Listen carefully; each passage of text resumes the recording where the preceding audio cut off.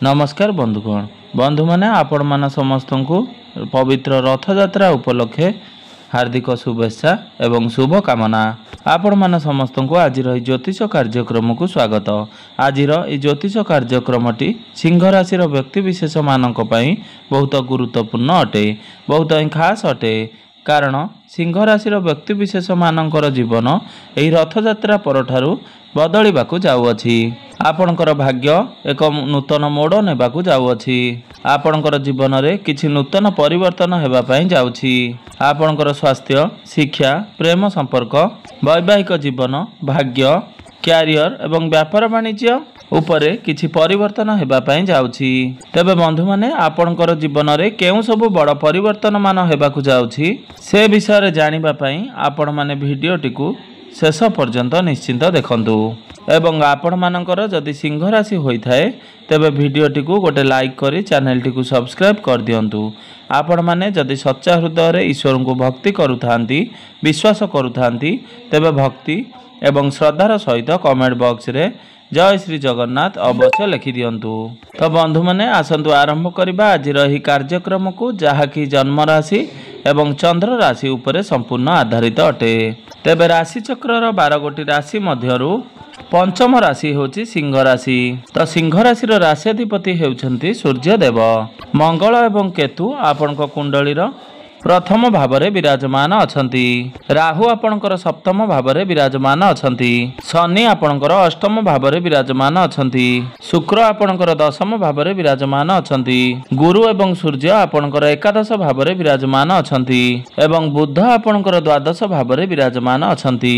तो बंधु माने एबे आसंतु जानि नेबा आपणकर स्वास्थ्य किपरि रहिबो एई रथ यात्रा परर समय। तो बंधु माने कुंडलीर प्रथम भाव होइथाए आपणकर स्वास्थ्यर भाव, आपणकर इम्यूनिटी सिस्टम रो भाव। आपणकर प्रथम भावर अधिपति होउचंती सूर्य। तो सूर्य आपणकर एकादश भावरे विराजमान अछंती।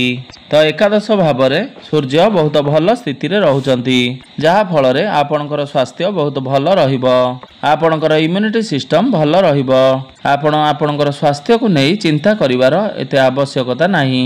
एहा परे सूर्य जेतेबेले आपणकर द्वादश भाव को चली जिवे तो सेठारे सूर्यंकर स्थिति टिके दुर्बल रहिबो एवं सेतेबेले आपणकर इम्यूनिटी सिस्टम टिके डाउन होई जिवो। सेतेबेले आपणको आपणकर स्वास्थ्य प्रति विशेष ध्यान रखिबाको हेबो। एबे आसंतु जानि नेबा आपणकर शिक्षा क्षेत्र किपरि रहिबो एही पवित्र रथ यात्रा परर समय। तो बंधु माने कुंडलीर पंचम भावटी होइथाए आपणकर शिक्षार भाव। तो आपणकर पंचम भावर अधिपति हेउचंती देवगुरु बृहस्पति। तो गुरु आपणक कुंडलीर एकादश भावरे विराजमान अछंती। आपणकर एकादश भावरे रही सप्तम दृष्टि रे आपणकर पंचम भाव को दृष्टि देउछंती। तो शनिंकर दृष्टि मध्य आपणकर पंचम भाव उपरकू रहुची। तो बंधु माने गुरु हेउचंती ज्ञानर कारक ग्रह एवं शनि हेउचंती कर्मर कारक ग्रह। तो निश्चिंत भावरे आपण पाठ पढ़ारे परिश्रम करिवे एवं आपण बहुत अधिक सफलता प्राप्त करिवे। तो पूर्वरु आपणकर पाठ पढ़ा को नहीं जदि किछि योजना रहितिला किंतु आपण सेथिरे आगकू बढ़ी पारु नथिले, वर्तमान आपण सेथिरे आगकू बढ़िबे एवं निश्चिंत भावरे आपण को सफलता प्राप्ति हेबो।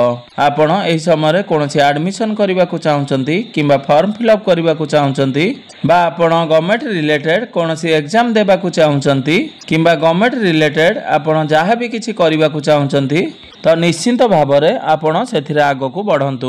कारण प्रत्येकटी क्षेत्र रे आपण को सफलता प्राप्ति हेबा पई जाउछि। एहा व्यतीत देवगुरु बृहस्पतिंकर दृष्टि आपणकर पंचम भाव उपरकू रहुतिबा हेतु आपणकर पाठ पढ़ा मध्य बहुत भल रहिबो। एबे आसंतु जानि नेबा आपणकर प्रेम जीवन किपरि रहिबो एही पवित्र रथ यात्रा परर समय। तो बंधु माने कुंडलीर पंचम भावटी होइथाए आपणकर शिक्षार भाव एवं पंचम भावटी होइथाए आपणकर प्रेम जीवनर भाव, आपणकर संतानर भाव। तो आपणकर पंचम भावर अधिपति हेउचंती देवगुरु बृहस्पति। तो गुरु आपणकर एकादश भावरे विराजमान अछंती एवं आपणकर प्रथम भावर अधिपति सूर्य मध्य गुरुंक सहित एकत्र विराजमान अछंती। आपणकर एकादश भावरे जीवात्मा भावर ଯୋଗର ନିର୍ମାଣ ହେଉଛି। ତ ଆପଣଙ୍କର ପ୍ରଥମ ଭାବର ଅଧିପତି ଏବଂ ପଞ୍ଚମ ଭାବର ଅଧିପତି ଏକତ୍ର ଥିବା କାରଣରୁ ଏକାଦଶ ଭାବରେ ବହୁତ ଶୁଭ ସ୍ଥାନରେ ବିରାଜମାନ ଥିବାରୁ ଆପଣଙ୍କର ପ୍ରେମ ଜୀବନ ପାଇଁ ଏହା ବହୁତ ଶୁଭ ଫଳ ପ୍ରଦାନ କରିବ। ଆପଣଙ୍କ ମଧ୍ୟରେ କନେକ୍ସନ ଷ୍ଟ୍ରଙ୍ଗ ହେବ। ପୂର୍ବରୁ ଆପଣଙ୍କ ମଧ୍ୟରେ ଯାହା ବି କିଛି ମତାନ୍ତର ରହିଥିଲା ସେ ସବୁ ଦୂର ହୋଇଯିବ। ଆପଣ ଦୁଇ ଜଣଙ୍କ ମଧ୍ୟରେ ଭଲ ପାଇବା ବଢ଼ିବ। ତାଳମେଳ ବହୁତ ଠିକ୍ ଠାକ୍ ରହିବ। ଏବେ ଆସନ୍ତୁ ଜାଣିନେବା ଆପଣଙ୍କର ବୈବାହିକ ଜୀବନ କିପରି ରହିବ ଏହି ପବିତ୍ର ରଥଯାତ୍ରା ପରଠାରୁ। ତ ବନ୍ଧୁମାନେ, କୁଣ୍ଡଳୀର ସପ୍ତମ ଭାବଟି ହୋଇଥାଏ ଆପଣଙ୍କର ବୈବାହିକ ଜୀବନର ଭାବ, ଆପଣଙ୍କର ଜୀବନ ସାଥୀଙ୍କର ଭାବ। ତ ଆପଣଙ୍କର ସପ୍ତମ ଭାବର ଅଧିପତି ହେଉଛନ୍ତି ଶନି। ତ ଶନି ଆପଣଙ୍କର କୁଣ୍ଡଳୀର ଅଷ୍ଟମ ଭାବରେ ବିରାଜମାନ ଅଛନ୍ତି ଏବଂ ଆପଣଙ୍କର ସପ୍ତମ ଭାବରେ ବିରାଜମାନ ଅଛନ୍ତି ରାହୁ। ଦୁଇ ପକ୍ଷରୁ ଦେଖିବାକୁ ଗଲେ ଆପଣଙ୍କର ବୈବାହିକ ଜୀବନ ପାଇଁ ଏହା ଆଦୌ ଶୁଭ ନୁହେଁ। କାରଣ ପ୍ରଥମତଃ ଆପଣଙ୍କର ସପ୍ତମ ଭାବର ଅଧିପତି ଶନି ଆପଣଙ୍କର ଅଷ୍ଟମ ଭାବରେ ବିରାଜମାନ ଅଛନ୍ତି। କୁଣ୍ଡଳୀର ଅଷ୍ଟମ ଭାବଟିକୁ ଏତେ ଭଲ ବୋଲି ବିଚାର କରାଯାଇନଥାଏ। ଏହାକୁ ତ୍ରିକ ଭାବ ବୋଲି କୁହାଯାଇଥାଏ। ଏହା ବ୍ୟତୀତ ଆପଣଙ୍କର ସପ୍ତମ ଭାବରେ ପାପୀ ଗ୍ରହ ରାହୁ ବିରାଜମାନ ଅଛନ୍ତି। ଏହାର ପ୍ରଭାବରେ ଆପଣଙ୍କ ଜୀବନରେ ଦୁଇଟି ଜିନିଷ ଘଟିପାରେ।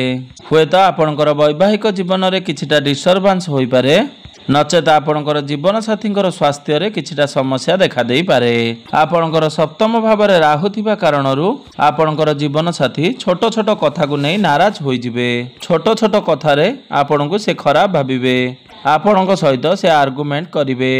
ନଚେତ ଆପଣଙ୍କର ଜୀବନ ସାଥୀଙ୍କର ମୁଣ୍ଡ ବିନ୍ଧା କିମ୍ବା ବ୍ୟାକ୍ ପେନ୍ ହେଲା ଭଳି ଏଭଳି ସମସ୍ୟା ଦେଖାଦେଇପାରେ। ଦୀର୍ଘ 18 ବର୍ଷ ପରେ ରାହୁ ଆପଣଙ୍କର ସପ୍ତମ ଭାବରେ ଗୋଚର କରୁଛନ୍ତି ଏବଂ ସମ୍ପୂର୍ଣ୍ଣ 1.5 ବର୍ଷ ପର୍ଯ୍ୟନ୍ତ ଆପଣଙ୍କର ସପ୍ତମ ଭାବରେ ଚଳନ କରିବେ ଏବଂ ଦୀର୍ଘ 30 ବର୍ଷ ପରେ ଶନି ଆପଣଙ୍କର ଅଷ୍ଟମ ଭାବରେ ଗୋଚର କରୁଛନ୍ତି, ଯାହା ଫଳରେ ଆପଣଙ୍କ ରାଶିରେ ବର୍ତ୍ତମାନ ଶନି ଅଢ଼େଇ ଚାଲୁଅଛି। ତ ନିଶ୍ଚିନ୍ତ ଭାବରେ ରାହୁ ଆପଣଙ୍କର ଯେପର୍ଯ୍ୟନ୍ତ ସପ୍ତମ ଭାବରେ ଏବଂ ଶନି ଆପଣଙ୍କର ଅଷ୍ଟମ ଭାବରେ ଅଛନ୍ତି ସେ ପର୍ଯ୍ୟନ୍ତ ଆପଣଙ୍କୁ ଏହି ବିଶେଷ କଥାର ଧ୍ୟାନ ରଖିବାକୁ ହେବ। ଏହି ସମୟ ମଧ୍ୟରେ ଆପଣ କେବେ ବି ପାର୍ଟନରସିପ୍ରେ ବ୍ୟାପାର ବାଣିଜ୍ୟ କରୁଥିଲେ ଆପଣ ଅନ୍ଧ ଭଳି ବିଶ୍ୱାସ କରନ୍ତୁ ନାହିଁ। ଏହି ସମୟ ମଧ୍ୟରେ ଆପଣ ପାର୍ଟନରସିପ୍ ଠାରୁ ଯେତେ ଦୂରରେ ରହିବେ ଆପଣଙ୍କ ପାଇଁ ସେତେ ଭଲ ହେବ, ନଚେତ ଆପଣ ହିଁ କ୍ଷତିର ସାମ୍ନା କରିପାରନ୍ତି। ତ ବନ୍ଧୁମାନେ, ଏବେ ଆସନ୍ତୁ ଜାଣିନେବା ସବୁଠାରୁ ଗୁରୁତ୍ୱପୂର୍ଣ୍ଣ ବିଷୟବସ୍ତୁ ଆପଣଙ୍କର ଭାଗ୍ୟ, କ୍ୟାରିୟର ଏବଂ ବ୍ୟାପାର ବାଣିଜ୍ୟର ସ୍ଥିତି କିପରି ରହିଛି ଏହି ପବିତ୍ର ରଥଯାତ୍ରା ପରର ସମୟ। ତ କୁଣ୍ଡଳୀର ନବମ ଭାବଟି ହୋଇଥାଏ ଆପଣଙ୍କର ଭାଗ୍ୟର ଭାବ। ଆପଣଙ୍କର ଭାଗ୍ୟ ଭାବର ଅଧିପତି ହେଉଛନ୍ତି ମଙ୍ଗଳ। ତ ମଙ୍ଗଳ ଆପଣଙ୍କର ପ୍ରଥମ ଭାବରେ ବିରାଜମାନ ଅଛନ୍ତି। ତ ନିଶ୍ଚିନ୍ତ ଭାବରେ ଆପଣଙ୍କୁ ଆପଣଙ୍କର ଭାଗ୍ୟ ସମ୍ପୂର୍ଣ୍ଣ ରୂପରେ ବନ୍ଧୁମାନେ, ମଙ୍ଗଳ ହେଉଛନ୍ତି ପ୍ରପର୍ଟିର କାରକ ଗ୍ରହ। ତ ମଙ୍ଗଳ ଆପଣଙ୍କର ଚତୁର୍ଥ ଭାବ ଅର୍ଥାତ୍ ସୁଖ ଭାବର ଅଧିପତି ଅଟନ୍ତି। ତ ନିଶ୍ଚିନ୍ତ ଭାବରେ ଏହି ସମୟର ଅବଧି ମଧ୍ୟରେ ଆପଣ କୌଣସି ପ୍ରପର୍ଟିରେ ଡିଲ୍ କରିପାରନ୍ତି କିମ୍ବା କେଉଁଠାରେ ଆପଣ କୌଣସି ବଡ଼ ଡିଲ୍ କରିପାରିବେ, କାରଣ ଭାଗ୍ୟ ଆପଣଙ୍କୁ ସାଥ ଦେବ।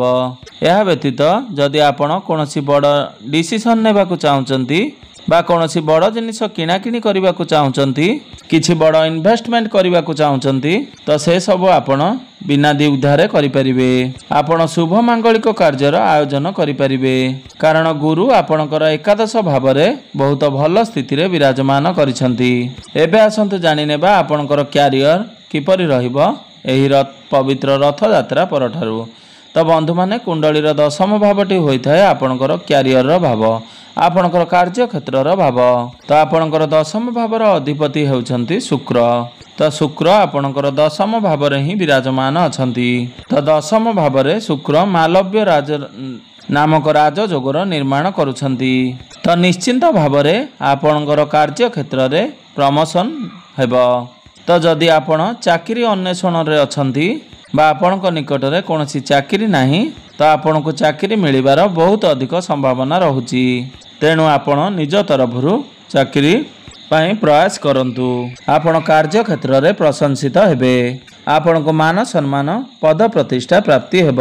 ଆପଣଙ୍କୁ ବହୁତ କିଛି ଅପରଚ୍ୟୁନିଟି ମିଳିବ। ଆପଣଙ୍କର କ୍ୟାରିୟରରେ ଗ୍ରୋଥ ହେବ। तो क्यारियर को नहीं यही रथयात्रा पर समय बहुत भल रहुची। तो आपण क्यारियर रे जदि किछि चेंज करबा को चाहुचंती ताहा मध्य आपण करि परिबे।